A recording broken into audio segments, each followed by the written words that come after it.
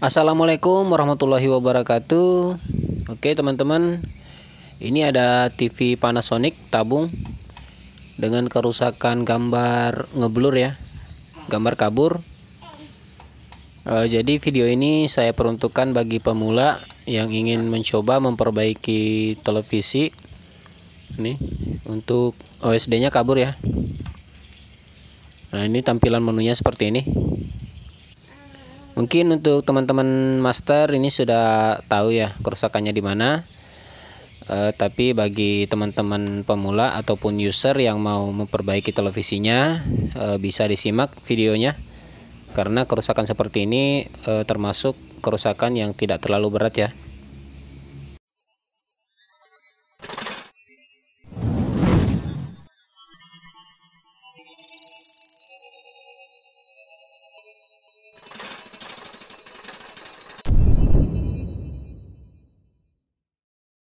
Oke, begini kondisinya pada saat TV sudah kita bongkar.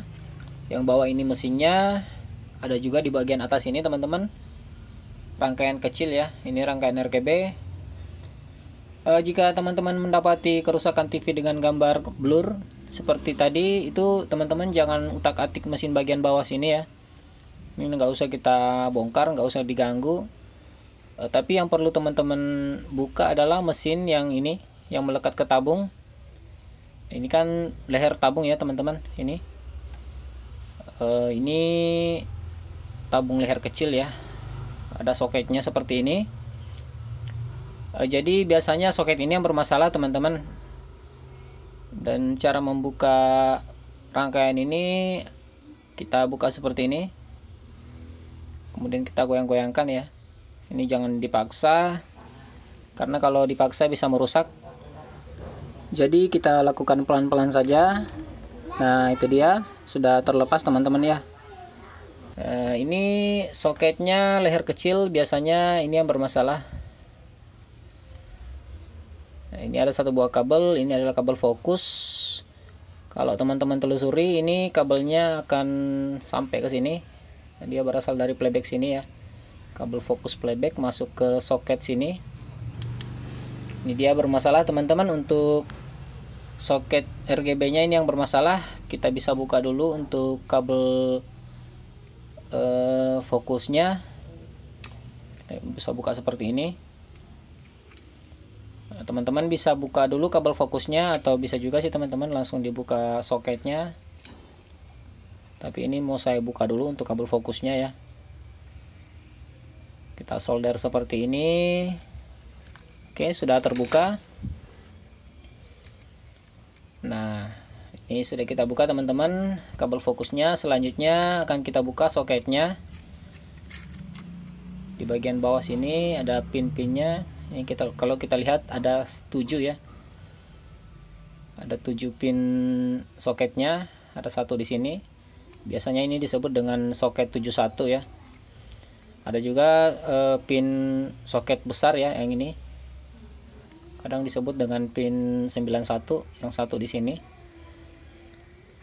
Kalau yang ini yang soket kecil untuk leher kecil. Selanjutnya akan kita buka teman-teman untuk soket RGB ini ya. Tanpa melakukan pengetesan tegangan, tanpa mengecek komponen-komponen lain. Jadi pertama-tama yang teman-teman lakukan adalah langsung mengganti ya. Kita langsung mengganti. Jadi teman-teman perlu menyediakan solder dan pengisap timah seperti ini. Kalau nggak ada solder ya nggak bisa teman-teman ya. Kita buka dulu ya. Jadi kalau di kampung saya teman-teman, TV tabung seperti ini sering sekali mengalami kerusakan soket seperti ini ya. Kalau di kampung saya memang masih sangat banyak TV tabung ya. Nah, ini dia. Kalau teman-teman penasaran apa yang membuatnya bisa rusak, teman-teman bisa buka di sini. Nah, di bagian dalam sini ada pin fokus ya. Nah, ini sudah karatan. Bagian dalam sudah karatan. Ini sudah nggak bening ya. Ini juga. Jadi ini ada percikan bunga api kalau misalnya kabel fokus masuk ke sini. Di sini ada percikan ya. Ini untuk pin groundnya. Jadi kalau ini sudah seperti ini teman-teman, ini nggak bisa diperbaiki ya, kita harus ganti untuk soket ini. Kalau misalnya kita perbaiki, kita coba perbaiki, kita amplas, mungkin sih bisa bagus teman-teman, tapi itu nggak bakalan awet ya. Ini saya sudah ada soket RGB ya, sama. Jadi kalau teman-teman mau mengganti, kalau bisa teman-teman bawa ya contohnya. Karena untuk soket RGB seperti ini ada dua macam, ada yang besar, ada yang kecil. Nah, yang seperti saya bahasakan tadi, kalau yang besar itu pin 91, kalau yang ini pin 71 ya.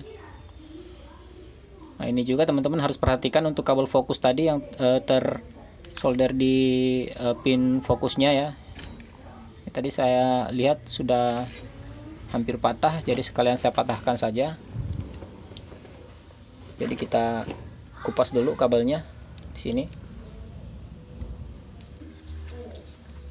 Oke, ini sudah terkupas teman-teman. Ini nanti akan kita solder di pin fokus soket RGB yang baru. Jadi untuk TV tabung seperti ini teman-teman, kebetulan di kabupaten saya ini masih sangat banyak ya. Karena rata-rata masyarakat di sini lebih senang dengan TV tabung daripada TV LED atau LCD ya. Jadi kalau misalnya ada TV tabung yang rusak, itu lebih baik masyarakat di sini biasanya maunya diperbaiki ya. Kalau di daerah perkotaan mungkin kalau TV tabung udah rusak biasanya udah dibuang ya atau dijual, udah ditimbang. Ya berbeda kalau di sini di kampung saya, Kabupaten Pinrang ya. Oh ya, saya juga ingin memperkenalkan teman tuser saya, Abi Service ya. Bagi yang belum pernah berkunjung ke channel Abi Service, bisa berkunjung di sana. Itu teman satu kampung saya ya. Tuser andalan juga, Master Abi Service.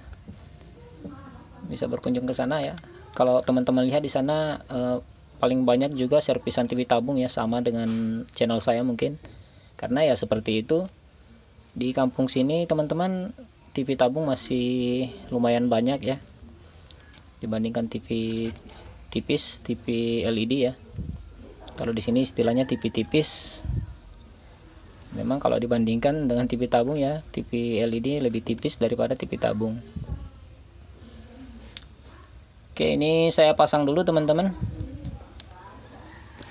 Ini harus pas untuk pin-pinnya, jangan sampai ada yang terlepas, jangan sampai ada yang terlewat. Kita solder. Nah, jadi bagi user, bagi mungkin teman-teman yang punya televisi rusak gambar buram, kalau misalnya teman-teman mau memperbaiki ya harus menyediakan solder ya. Kita solder seperti ini. Kalau untuk timahnya mungkin nggak perlu banyak-banyak ya, mungkin semeter itu udah sangat banyak. Jadi ini kita memperbaiki tanpa melakukan pengetesan tegangan ya. Jadi teman-teman nggak perlu menggunakan alat ukur, baik itu multimeter ataupun mungkin ISR meter. Teman-teman hanya butuh solder. Nah, mungkin harga-harga 8.000 ada sih teman-teman solder yang harga 8.000-an ya. Dan untuk pengisap timah juga ada yang harga 8.000. Oke, ini sudah selesai teman-teman. Langkah terakhir adalah kita pasang dan kita tes. Dan dalam memasang ini teman-teman sama dengan pada saat membuka, ini harus pelan-pelan ya, jangan dipaksa.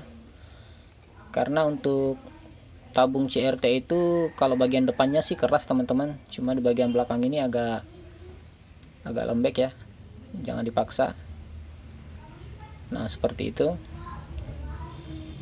Oke, kalau sudah kita pastikan rapat, selanjutnya kita tes TV-nya.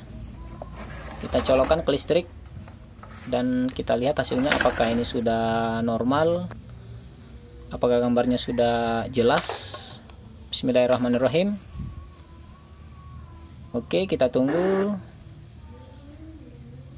Apa yang terjadi teman-teman? Oke, itu dia tulisan Panasonic dan USD sudah keluar ya. Saya coba tekan tombol menu. Nah, itu dia ya. Tombol menunya sudah nongol, sudah jelas kelihatan ya. Kalau kita pindahkan, USD juga sudah ada. Selanjutnya akan saya rapikan dan akan saya tes menggunakan antena agar kita bisa melihat gambarnya. Oke, itu dia hasilnya teman-teman. Gambar sudah jelas. Alhamdulillah, televisi bisa dinonton kembali. Tadi sih awalnya TV-nya nyala, ada suara tapi gambar buram ya. Tadi saya lupa videoin untuk kerusakan awalnya ini pakai antena ya. Tapi seperti itu teman-teman, tadi awalnya ada suara tapi gambar buram ya, hanya putih saja, hanya bayang-bayang saja. Saya rasa cukup dulu teman-teman video kali ini. Semoga bisa bermanfaat ya. Mohon maaf kalau ada kata-kata saya yang salah. Terima kasih untuk teman-teman yang masih terus mendukung kami. Wassalamualaikum warahmatullahi wabarakatuh.